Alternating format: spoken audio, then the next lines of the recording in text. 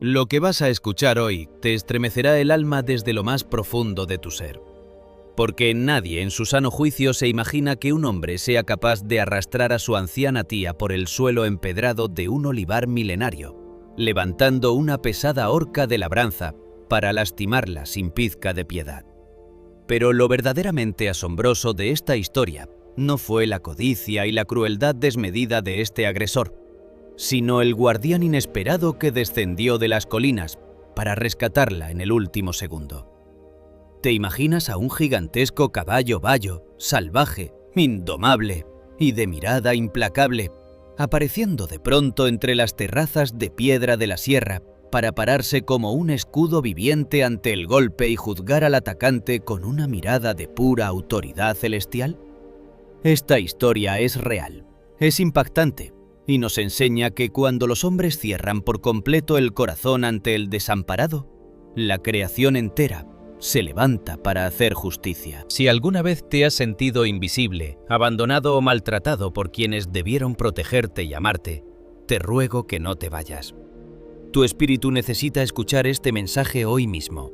Suscríbete y activa la campanita para que no te pierdas ni una sola de estas historias que tocan el corazón y transforman vidas.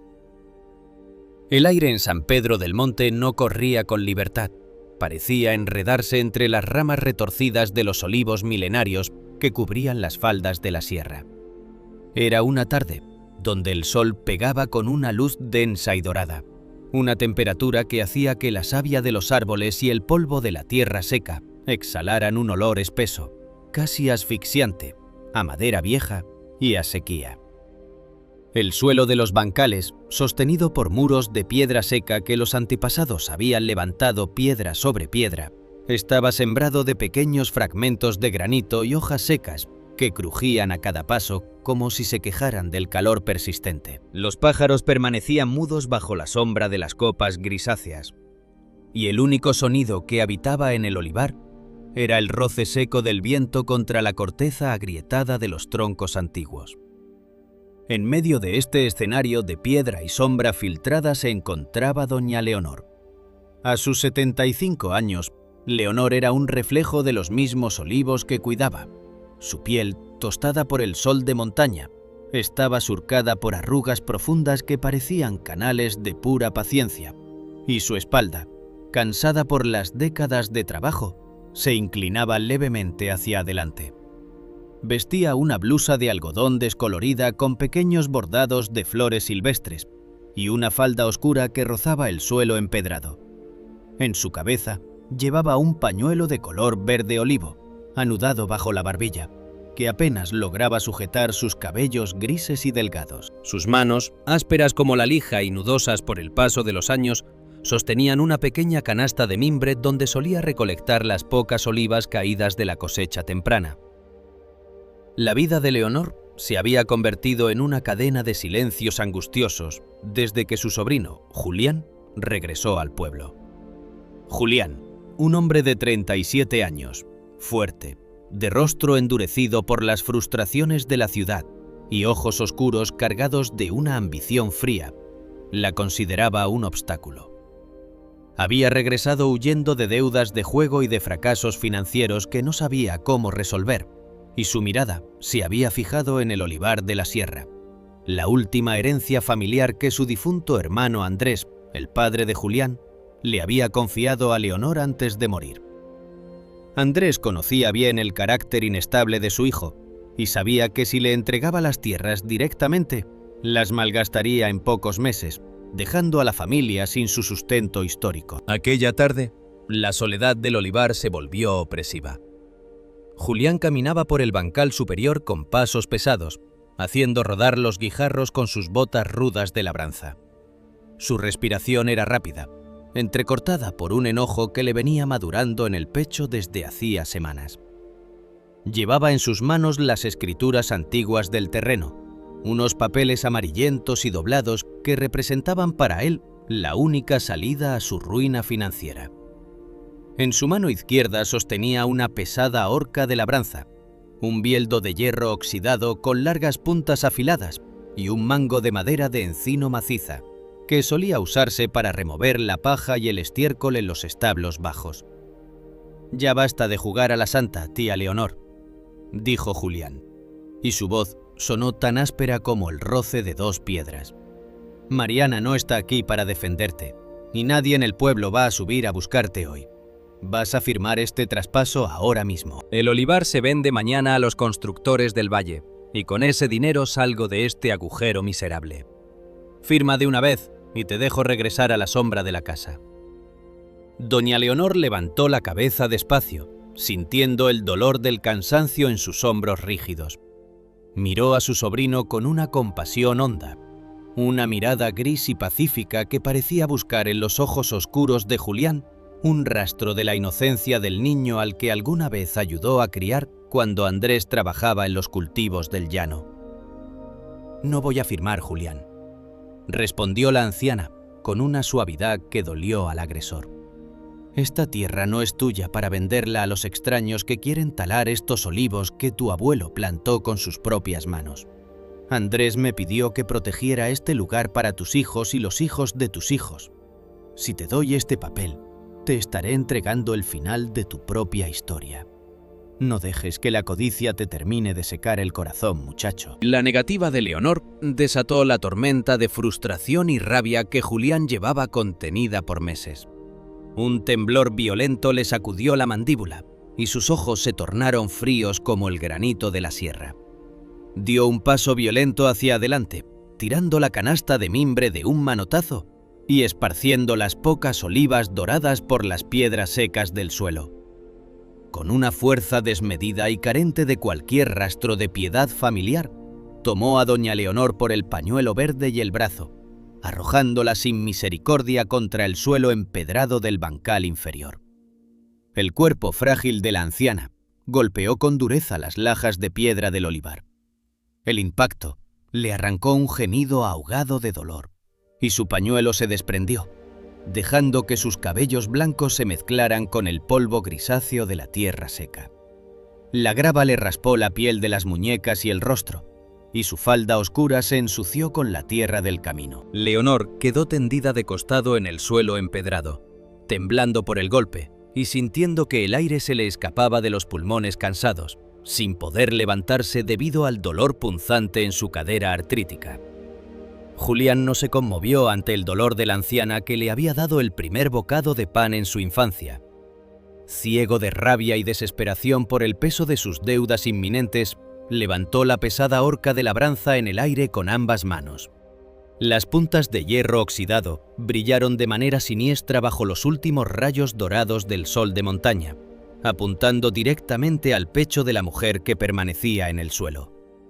«Si no firmas con tinta, vas a firmar con dolor», gritó Julián, y su voz resonó entre los troncos retorcidos de los olivos con la fuerza de una maldición. «Nadie se va a interponer hoy en mi camino. Firma o aquí te quedas de una vez por todas». Doña Leonor, sabiendo que su cuerpo frágil no resistiría el golpe de aquel hierro oxidado sin que la vida se le escapara del pecho, cerró los ojos con fuerza. No intentó cubrirse con las manos, ni suplicar clemencia al hombre que se alzaba sobre ella como una tormenta de odio. Prefirió elevar su espíritu hacia las alturas, buscando en la inmensidad del cielo de la sierra la fuerza que la tierra le negaba. Apretó sus manos ásperas contra la piedra helada del suelo empedrado, sintiendo el calor del sol que aún retenían las lajas, y con toda la fuerza de su alma rota por la traición, exclamó en un grito tembloroso que pareció llenar los cañones de la sierra: «Señor, si aún me ves en esta tierra, envíame tu fuerza. No por mí, Padre, sino porque esta maldad no destruya la memoria de esta casa». Las palabras de la anciana flotaron en el aire espeso como un susurro cargado de fe inquebrantable. Y en ese instante supremo, justo cuando la horca de labranza iniciaba su trayectoria descendente hacia el cuerpo indefenso de la tía Leonor, un potente, majestuoso y estruendoso relincho retumbó desde los picos rocosos de la montaña vecina. Fue un sonido que hizo temblar el suelo bajo las botas pesadas de Julián, obligándolo a detener el golpe con el ceño fruncido por una duda repentina que le heló el coraje. El viento del olivar pareció detenerse de golpe y el zumbido de los insectos se extinguió en un segundo. El suelo del bancal comenzó a vibrar con un ritmo acelerado y poderoso. Un retumbar de cascos fuertes que bajaba a gran velocidad por las terrazas de piedra de la sierra, abriéndose paso entre los olivos secos como una tormenta que descendía directo de las alturas.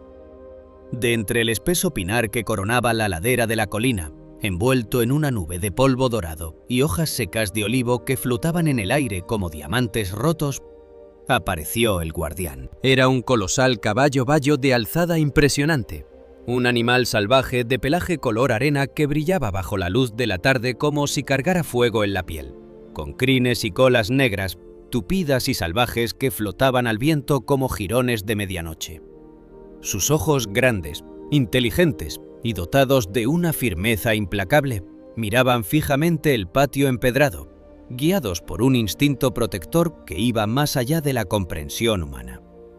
El majestuoso caballo bayo corrió con fuerza directa hacia el patio de doña Leonor, sin disminuir la velocidad al acercarse al límite de las terrazas de piedra seca.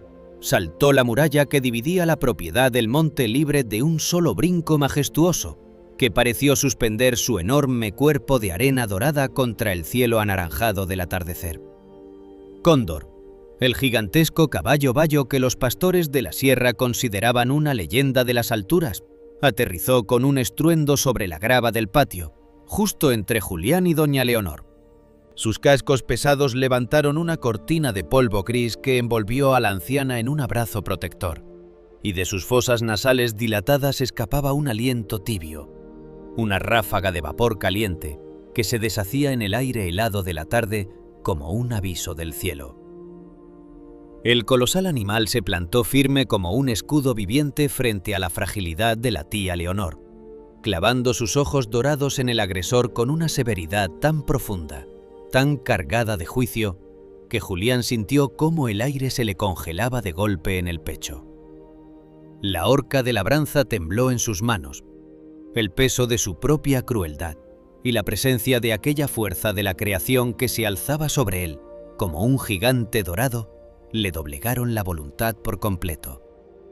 Los dedos de Julián se aflojaron de manera involuntaria y la pesada herramienta de hierro oxidado cayó sobre la tierra del patio con un golpe sordo, rebotando antes de quedar inmóvil junto a sus botas. El hombre se quedó paralizado en su sitio, con los brazos caídos a los costados y la mirada fija en los ojos de Cóndor, temblando de miedo y culpa ante la majestad de aquel caballo sagrado que lo juzgaba en silencio bajo el atardecer de montaña.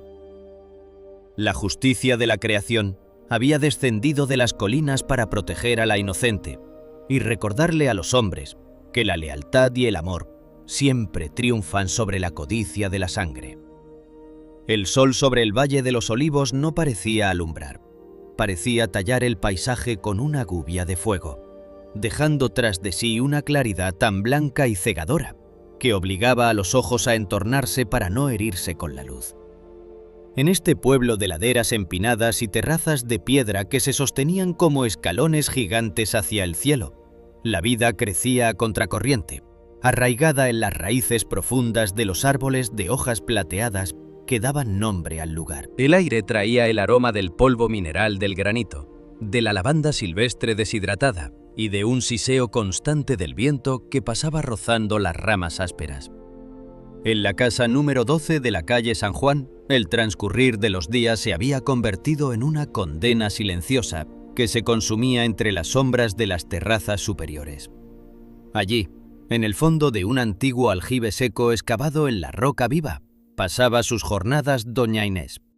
A sus 77 años, Inés era una mujer pequeña y encorvada, con el rostro surcado por arrugas tan profundas que parecían los canales que el agua de lluvia dibuja en la tierra seca.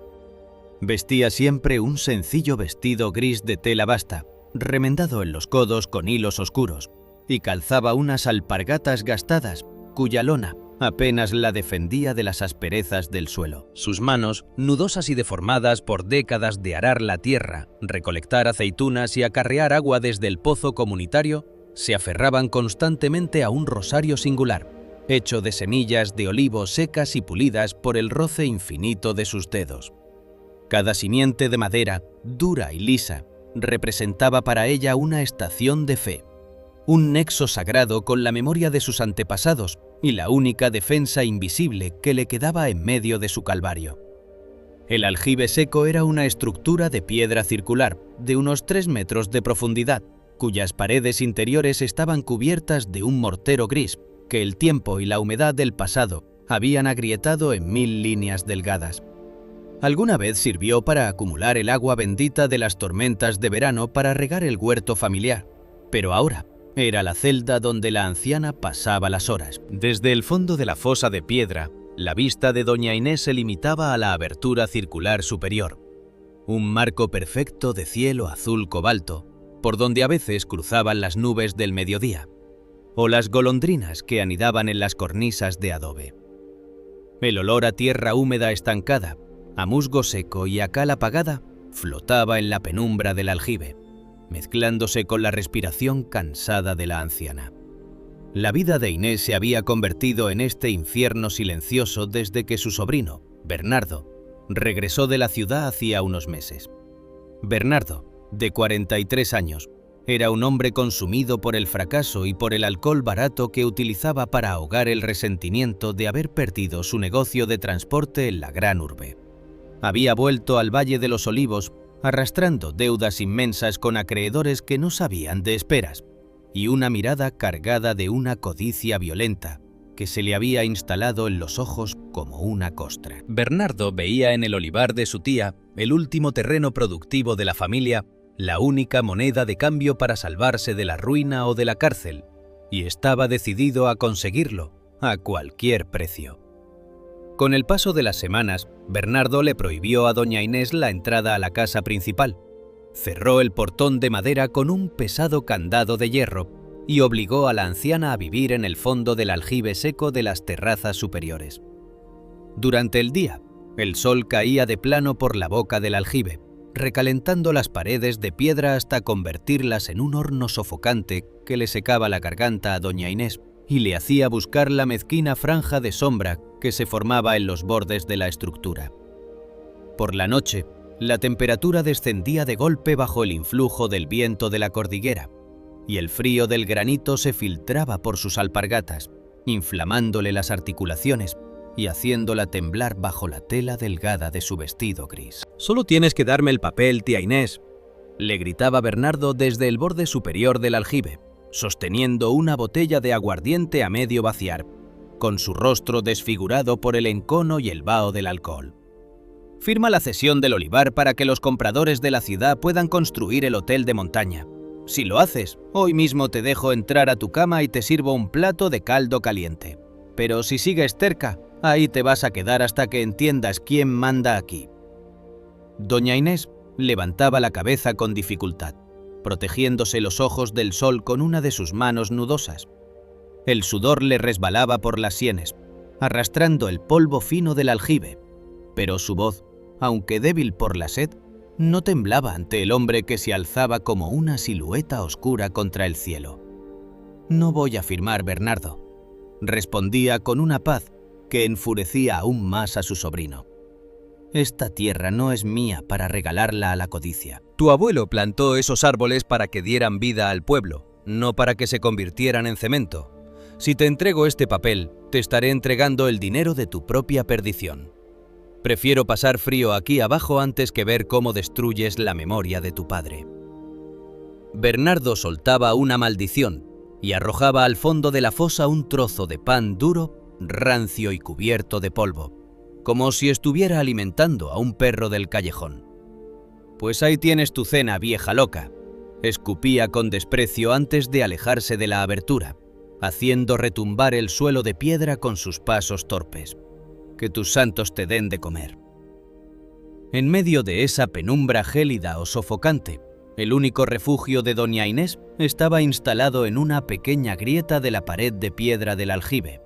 Allí, sobre una laja plana que servía de repisa improvisada, la anciana había colocado una pequeña estampa descolorida de San Antonio de Padua, el santo de las cosas perdidas y de los milagros difíciles. Frente a esa imagen de papel, doña Inés pasaba las horas desgranando las semillas de su rosario de olivo, con el cuerpo tiritando por el frío de la noche o abrasado por el calor de la tarde, pero con el espíritu intacto. En sus largas horas de oración, Clara, a quien los vecinos llamaban Inés por el nombre de su confirmación, no le pedía a Dios que castigara la violencia de su sobrino, ni le suplicaba que mandara un rayo para romper el portón cerrado de la casa. Su oración, susurrada con el labio partido y la garganta reseca, era siempre una petición de compasión y luz para el alma atormentada de Bernardo. «Señor», murmuraba en la oscuridad del aljibe seco, mientras las estrellas cruzaban el marco circular del cielo superior. «Tú que conoces el desamparo de esta sierva tuya, no mires con ira a mi Bernardo. Él solo está perdido en la desesperación de sus fracasos, cegado por el alcohol que le ha marchitado el juicio». «Quítale esa piedra que lleva en el pecho, padre, y devuélvele la bondad que tenía cuando corría por este olivar de niño». «Yo aquí sigo, Señor, ofreciéndote este frío y este desprecio por la salvación de su alma. No me dejes sola, San Antonio bendito. Dale fuerza a mis huesos para resistir un día más». La mente de Inés regresaba a veces a los inviernos de la infancia de Bernardo. Recordaba cuando el niño tenía apenas 8 años y corría asustado de los gritos de su padre, buscando refugio tras las faldas de su tía. Ella lo escondía en la cocina, dándole un trozo de pan con miel y contándole historias de los antiguos árboles que vigilaban el valle desde las terrazas. ¿En qué recodo del camino se había transformado ese niño asustado en este hombre rudo y desprovisto de piedad familiar que ahora la miraba desde el borde del aljibe, con ojos de verdugo? Inés no encontraba respuestas, solo un vacío inmenso que le dolía más que el frío de las piedras. Afuera, en el patio, Bernardo fumaba un cigarrillo tras otro junto al portón cerrado, escuchando el murmullo sordo de la oración que venía desde el fondo del aljibe. Su mano derecha temblaba por la abstinencia o por la ira, y en su pecho se libraba una batalla silenciosa contra su propia conciencia.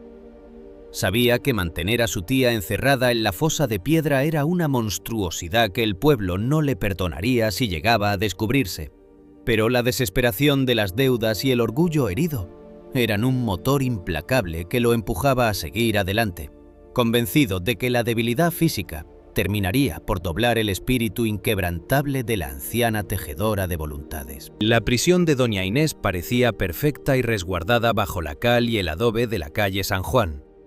Pero bajo el sol abrasador o las estrellas frías del desierto, la fe de la anciana seguía tejiendo una red de oraciones que envolvía el alma de su agresor, esperando el instante en que el cielo decidiera intervenir para romper los cerrojos de la infamia y restaurar lo que la codicia pretendía destruir. La tarde del miércoles caía como una maldición sobre el Valle de los Olivos, con un aire estancado y ardiente que parecía quemar la garganta a cada respiración. La canícula de la montaña había recalentado las piedras de las terrazas superiores hasta convertirlas en ascuas grises que irradiaban un calor seco, insoportable, que hacía temblar el horizonte. En ese ambiente asfixiante, Bernardo se encontraba en la entrada de la casa principal, con los dedos temblorosos aferrados a un pedazo de papel arrugado que acababa de entregarle el cartero del pueblo. Era la última advertencia de embargo, un documento judicial marcado con un sello de tinta roja que caía sobre sus hombros como una sentencia definitiva de ruina y prisión. La desesperación de Bernardo, alimentada por las botellas de aguardiente barato que consumía desde la mañana para silenciar el pánico que le carcomía las entrañas, estalló de golpe en una furia incontrolable. Vio en ese pedazo de papel el final de sus ilusiones, el reflejo de sus fracasos en la gran ciudad, y el rostro de los acreedores que no tardarían en subir a la sierra para arrastrarlo a una celda de cemento frío. Su cerebro, obnubilado por el alcohol y el orgullo herido, decidió que la tregua silenciosa con su tía Inés había terminado aquella tarde. Ya no habría más esperas en el borde del aljibe. La firma de las escrituras del olivar familiar se firmaría hoy, sin importar la fuerza que tuviera que emplear para conseguirla. Gritando maldiciones que rompieron el silencio sagrado del olivar, Bernardo subió a grandes zancadas por las terrazas de piedra superior, levantando nubes de polvo caliente a su paso. Sus botas pesadas golpeaban las lajas de granito con un ritmo caótico y violento que espantó a las cabras en sus corrales bajos. Llegó a la abertura del aljibe seco y, sin detenerse a medir la fragilidad de la anciana, bajó por la escala de madera podrida con la brusquedad de una fiera hambrienta. Tomó a doña Inés del brazo derecho con una violencia que hizo que la anciana soltara un suspiro ahogado de dolor. Los dedos fuertes de Bernardo se hundieron sin piedad en la piel delgada de la mujer, donde el hueso, cansado por 77 años de trabajo, parecía estar a punto de quebrarse bajo la presión. De un solo tirón, la arrancó de la penumbra del aljibe y la arrastró hacia el exterior, obligándola a subir la escala de madera que crujió bajo el peso de ambos. Al llegar al patio empedrado de las terrazas superiores, Bernardo la arrojó sin miramientos sobre el suelo de piedras ardientes. La anciana cayó de rodillas sobre las lajas de granito recalentadas por el sol de la tarde. El impacto seco contra la piedra le arrancó las pocas fuerzas que le quedaban tras los días de encierro y hambre.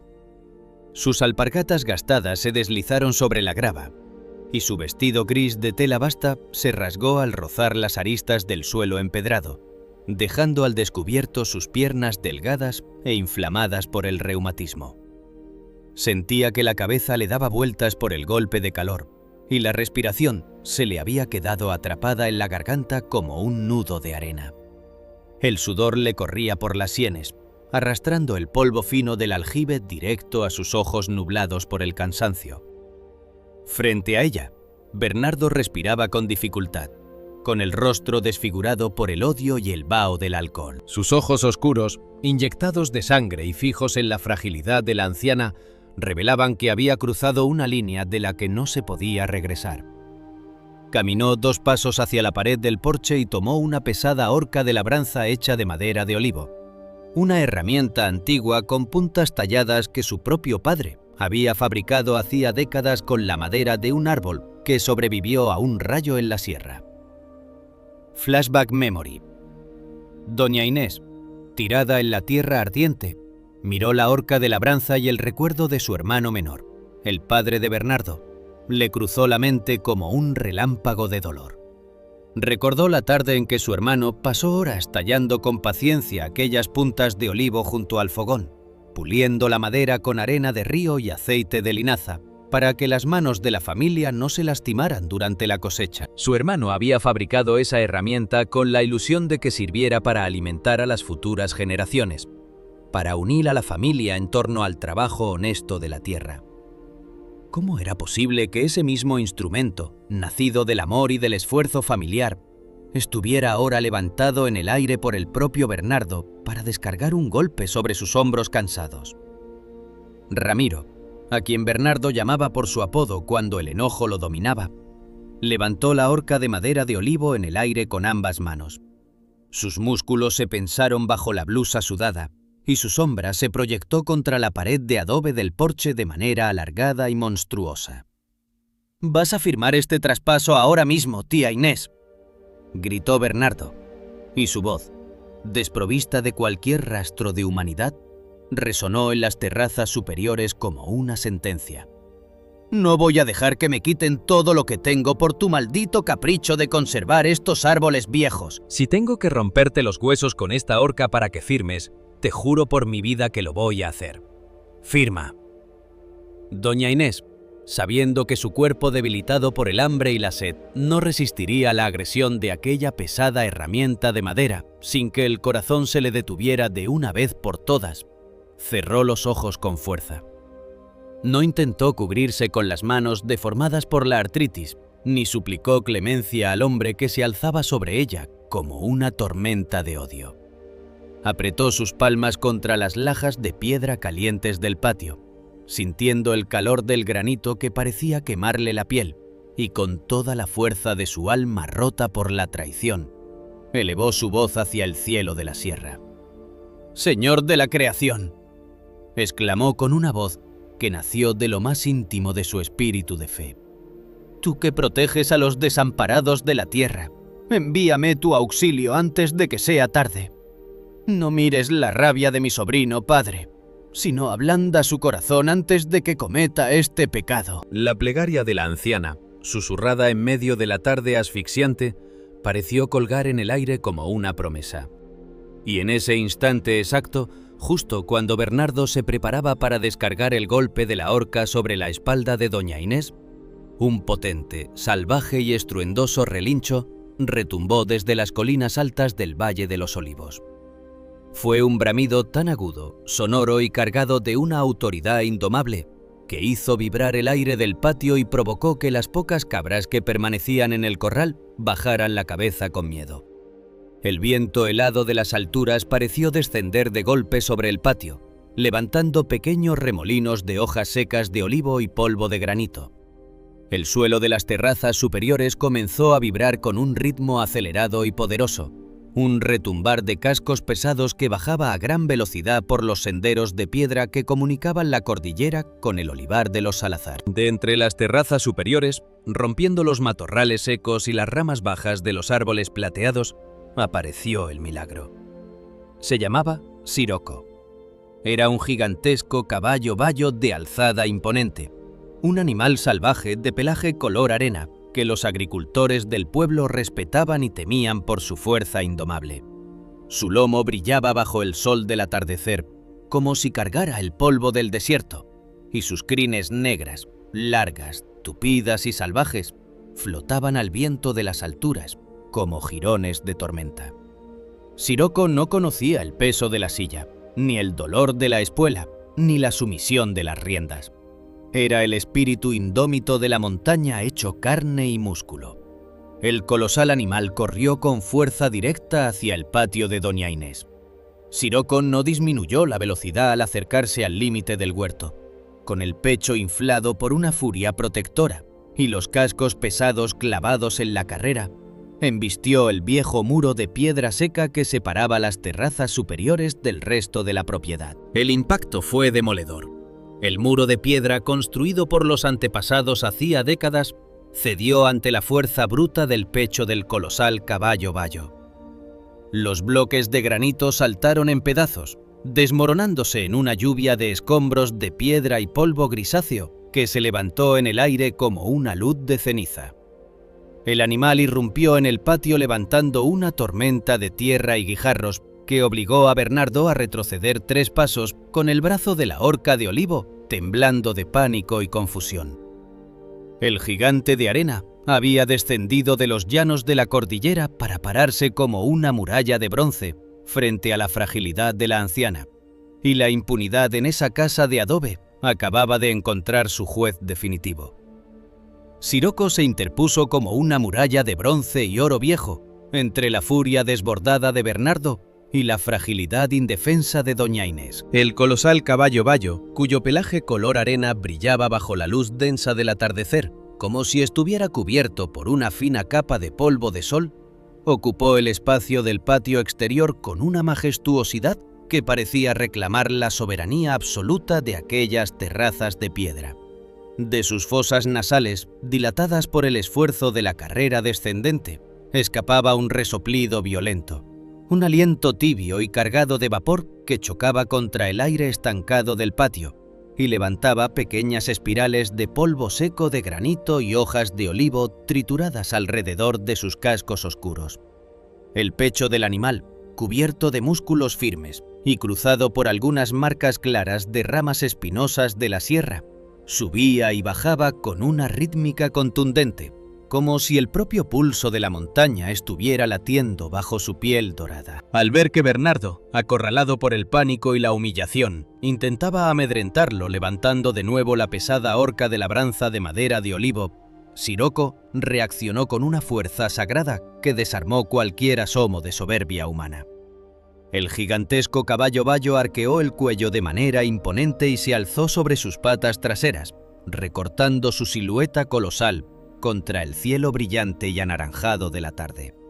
Sus cuartos delanteros, fuertes como maderos curados en la sierra, se agitaron en el aire con una potencia que pareció desafiar la gravedad de la montaña, cortando el aire caliente con la precisión de 2 mazos de guerra, listos para el impacto. En ese instante de suspensión celestial, el animal soltó un bramido tan agudo, potente y cargado de una autoridad ancestral, que hizo temblar las maderas viejas del porche y provocó que las vigas de la cabaña crujieran con un chirrido sordo, como si la estructura entera se estuviera inclinando ante la majestad de su presencia. Los ojos de Sirocco, grandes, redondos y dotados de una temible firmeza, clavaron una mirada de juicio tan severa y penetrante en Bernardo que el hombre sintió cómo una parálisis helada le recorría la espina dorsal, deteniéndole la respiración en seco. En esas pupilas doradas, que reflejaban el brillo del sol poniente, Bernardo no vio la reacción instintiva de una bestia asustada. Vio la exposición total de sus propias miserias. Vio reflejados los días de encierro que le había impuesto a su tía Inés en el fondo del aljibe seco, el desprecio con el que le arrojaba el pan viejo, los gritos bajo la canícula y la ambición desmedida que lo había llevado a empujar a la mujer que le había brindado cobijo cuando no le quedaba nada en el mundo. El recuerdo de su infancia en esas mismas terrazas, cuando doña Inés le limpiaba el rostro con el delantal tras sus caídas en los peñascos, le cruzó la mente como un relámpago de dolor, que le dolió más que la humillación física. La horca de labranza, que un segundo antes sostenía como el símbolo definitivo de su poder y desesperación, se le hizo de pronto tan pesada como un bloque de plomo. Las manos de Bernardo, que solían ser firmes para los trabajos de la ciudad, pero que ahora temblaban por la abstinencia del aguardiente y la parálisis del miedo, perdieron toda la fuerza. Los dedos se le aflojaron de manera involuntaria, y la antigua herramienta de madera de olivo resbaló de su agarre, cayendo sobre el suelo empedrado del patio con un chasquido sordo que pareció la ruptura definitiva de su tiranía. El hombre se desplomó de rodillas sobre la grava, con los brazos caídos a los costados y el rostro pálido, temblando de pies a cabeza, bajo el influjo de un terror absoluto que le heló la sangre en las venas ante la mirada juzgadora de aquel caballo sagrado que permanecía firme frente a él, impidiéndole dar un solo paso hacia la anciana. El fuerte relincho de Sirocco y los quejidos apagados de doña Inés, que seguía de rodillas sobre las lajas de granito intentando recuperar el aire tras la caída, rompieron la frágil calma del Valle de los Olivos. Los sonidos de la infamia doméstica, que hasta ese momento habían permanecido ocultos tras los muros de piedra seca del callejón de San Juan, volaron con libertad por el aire de la sierra. A unas cuantas terrazas de distancia, en la parcela de los Salazar, un grupo de recolectores de aceitunas que pasaba la tarde sobre las escaleras de madera descolgando las ramas plateadas de los árboles, detuvo la faena de golpe. Don Cosme, un hombre de 60 años con las manos ennegrecidas por la savia de los olivos y el sombrero de paja inclinado sobre los ojos, bajó de la escalera con una agilidad inusual para su edad. El sonido del relincho de Sirocco le había parecido tan cargado de una urgencia ajena a los animales de trabajo que dejó la canasta de mimbre en el suelo y se asomó al borde del bancal. Detrás de él, doña Elena, otra de las recolectoras que solía tejer mantas en sus ratos libres, soltó el saco de lona al escuchar los quejidos apagados de su vecina Inés. «Viene de la casa 12», gritó don Cosme, señalando con su brazo nudoso hacia las terrazas superiores. «Ese no es un caballo cualquiera, y el llanto es el de doña Inés». Varios hombres y mujeres, arropados con sus camisas de manta y llevando todavía los delantales de recolección atados a la cintura, corrieron hacia el patio de la casa número 12, con sus pasos rápidos, levantando nubes de polvo dorado por la vereda empinada. Al cruzar el umbral del patio, donde el viejo muro de piedra seca yacía destruido por la embestida del gigantesco caballo bayo, los vecinos se detuvieron en seco, quedando mudos de asombro e indignación ante la escena que se revelaba ante sus ojos bajo la luz trágica del atardecer. Allí, de rodillas sobre el suelo empedrado, con el vestido gris de tela basta rasgado y sucio de tierra, estaba doña Inés.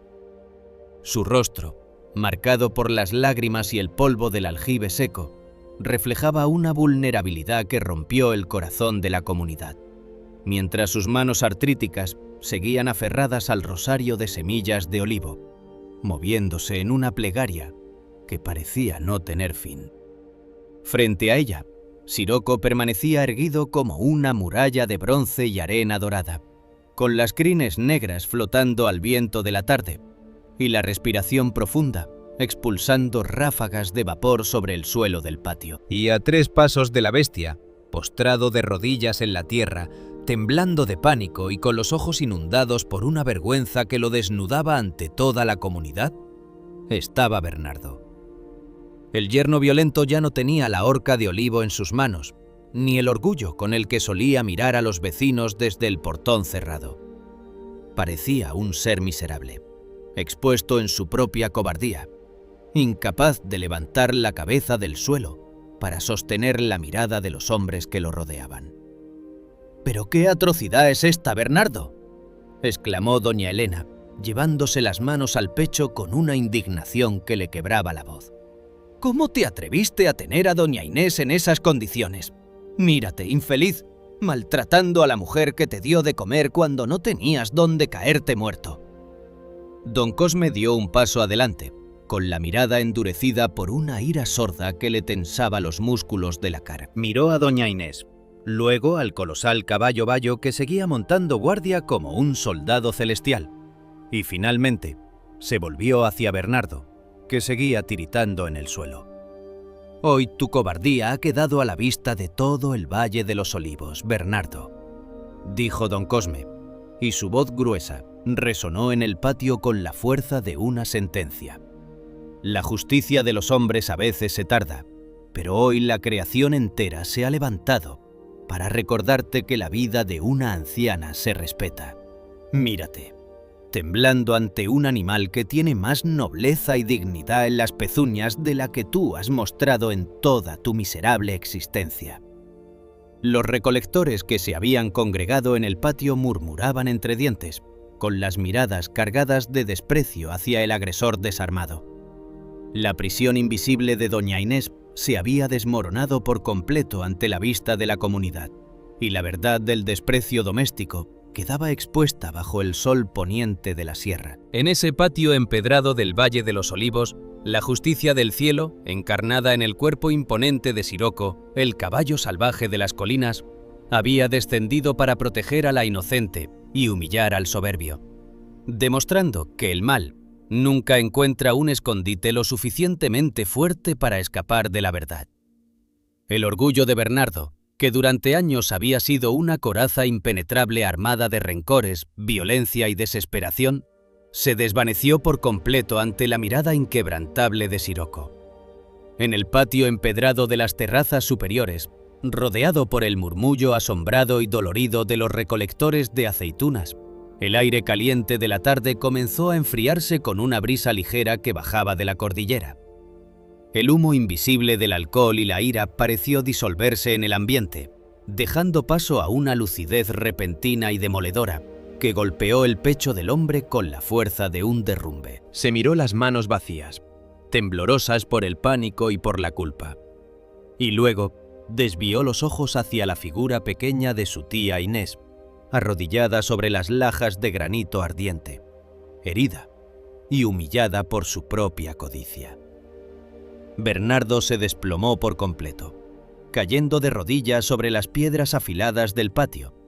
Ya no quedaba rastro del hombre rudo que levantaba la horca de labranza con prepotencia. Se cubrió el rostro con sus manos rudas de conductor de ciudad, hundiendo los dedos en la piel de su frente, y comenzó a llorar. Era un llanto ronco, desgarrador y profundo, de esos que nacen en las entrañas cuando el alma se quiebra bajo el peso de su propia infamia. Las lágrimas, calientes y copiosas, le resbalaban por las muñecas, arrastrando el polvo gris del aljibe seco que se le había quedado pegado al rostro. «Perdón, perdón, tía Inés», exclamó entre sollozos ásperos, con una voz que ya no tenía rastro de violencia, sino que sonaba pequeña y desamparada. He sido un monstruo contigo. Te encerré en la piedra, te negué el pan, te traté como si no fueras mi propia sangre. La desesperación por el dinero me secó la mente. No sé en qué momento me convertí en esto. Por lo que más quieras en la vida, perdóname. Doña Inés, apoyada por las manos cuidadosas de doña Elena y don Cosme, logró incorporarse lentamente. Su cuerpo, debilitado por el hambre y adolorido por la caída contra la grava, temblaba bajo la llovizna helada que empezaba a caer de la sierra. Pero su rostro conservaba una paz sobrenatural. No había ira en sus ojos grises de neblina. No había sed de venganza en el corazón de esta mujer de 77 años. Como madre de crianza que lo había recibido en sus brazos cuando el niño Bernardo quedó huérfano y asustado en su infancia, Inés solo sentía una inmensa y dolorosa compasión. Se soltó del agarre de sus vecinos y arrastrando despacio sus alpargatas gastadas por el suelo empedrado, caminó hacia su sobrino. Se agachó con dificultad, sintiendo el dolor del reumatismo en sus articulaciones nudosas, y puso sus manos deformadas sobre los hombros caídos de Bernardo, obligándolo a levantar la cabeza. «Levántate, Bernardo», dijo doña Inés, y su voz, aunque débil por la sed, llenó el patio con la calidez de un hogar recuperado. «El odio y la ambición son cadenas que solo cansan a quien las arrastra. Yo no te guardo rencor, mi niño. Sé que estabas perdido en la oscuridad de tus deudas, ciego por ese veneno que bebes para olvidar tus dolores de la ciudad. Pero la tierra y el olivar no se defienden con violencia, sino con amor.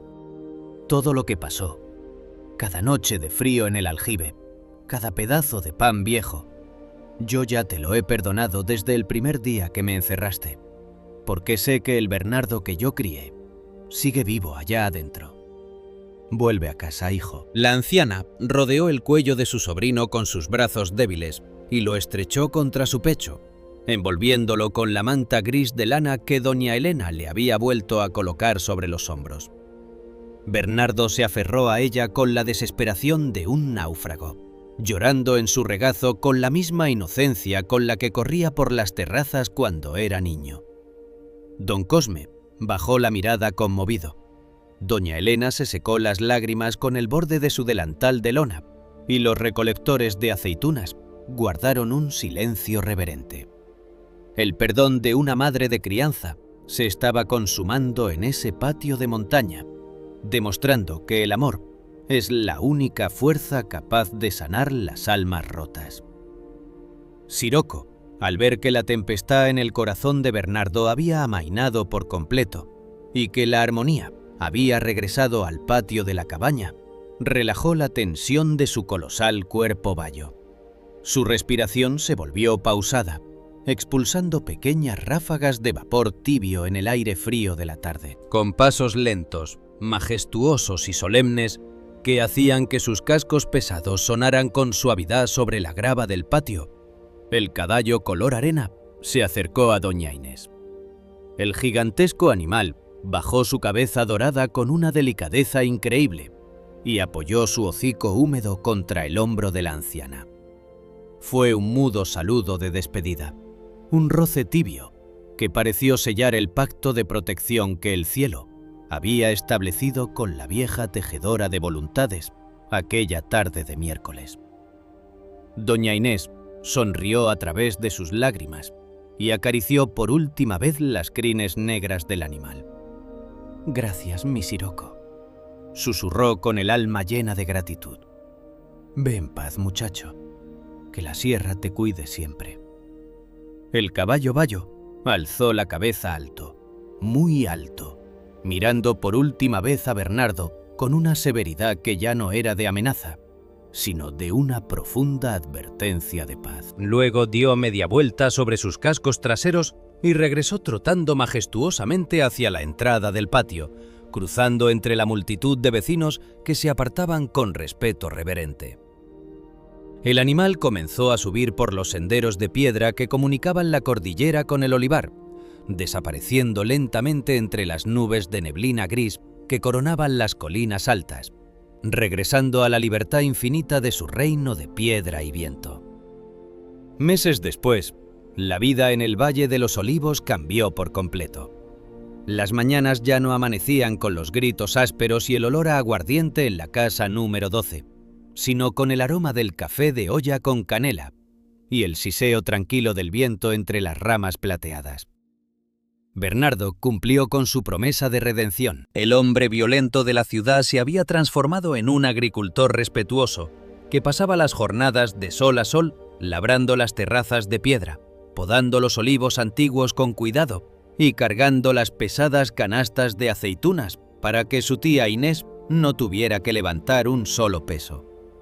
Inés trabajaba junto a él, guiando sus manos fuertes con sus sabios consejos y sonriendo bajo el sol de la tarde mientras compartían un trozo de pan fresco y queso de cabra a la sombra de los árboles. Bernardo había encontrado la sobriedad y la paz que la gran ciudad le había negado, entendiendo que el verdadero valor de la vida no estaba en el dinero fácil del cemento, sino en el respeto a la tierra y a la sangre que lo había cobijado en su hora más oscura. Los vecinos del pueblo, conmovidos por el milagro que habían presenciado en las terrazas superiores, decidieron que el testimonio de Siroco debía quedar grabado para siempre en la casa de doña Inés. Una tarde de otoño, cuando el viento comenzaba a pintar de tonos rojizos las hojas del valle, don Cosme y varios jóvenes de la comunidad se reunieron frente al porche de piedra de la casa número 12. Con cinceles, gubias y martillos de hierro, trabajaron con paciencia sobre el pesado marco de madera de olivo de la puerta principal. Golpe a golpe, con una precisión que parecía una plegaria tallada en la madera viva, esculpieron la silueta de Siroco, el gigantesco caballo de las colinas, con las crines flotando al viento y la mirada fija en el horizonte. Debajo de la figura del caballo, grabaron unas palabras sencillas que resumían el legado de aquella tarde milagrosa. El cielo nunca olvida a los inocentes. Aquí defendió Dios a su sierva. Aquel grabado en la madera de olivo se convirtió en un símbolo de esperanza para todos los habitantes de la sierra. Los viajeros que cruzaban el Valle de los Olivos solían detenerse frente a la puerta de doña Inés para tocar la silueta del caballo con respeto, recordando que cuando las manos de los hombres se levantan con violencia contra los desamparados, la justicia de Dios siempre encuentra un camino para manifestarse, incluso bajo la forma de una criatura salvaje e indomable de las montañas. ¿Qué harías tú si supieras que hoy, en este preciso instante, es el momento de reparar el daño que has causado a quienes más te aman con tus palabras duras, tu orgullo ciego o tus ausencias dolorosas? La historia de doña Inés y de Bernardo no es solo un relato para conmover el corazón ante la majestad de un milagro de montaña. Es una llamada profunda y urgente a la reconciliación y al perdón en el seno de nuestros propios hogares. No esperes a que el viento de la sierra congele las oportunidades de sanar las heridas de tu casa. Déjanos tu opinión sincera en los comentarios de abajo. Cuéntanos qué parte de este relato tocó las fibras más sensibles de tu alma. Si alguna vez has sentido que la justicia divina te rescató de tu propio enojo, o si conoces la historia de algún animal noble que haya traído paz y lealtad a tu familia. Comparte esta historia de fe y perdón con tus amigos y seres queridos para recordarles que el amor de una madre de crianza es un refugio inquebrantable y que la justicia de Dios siempre, sin excepción, encuentra un camino para brillar sobre la oscuridad del mundo. Suscríbete al canal y activa la campanita para que no te pierdas ninguno de los próximos relatos que tocan el corazón y transforman vidas.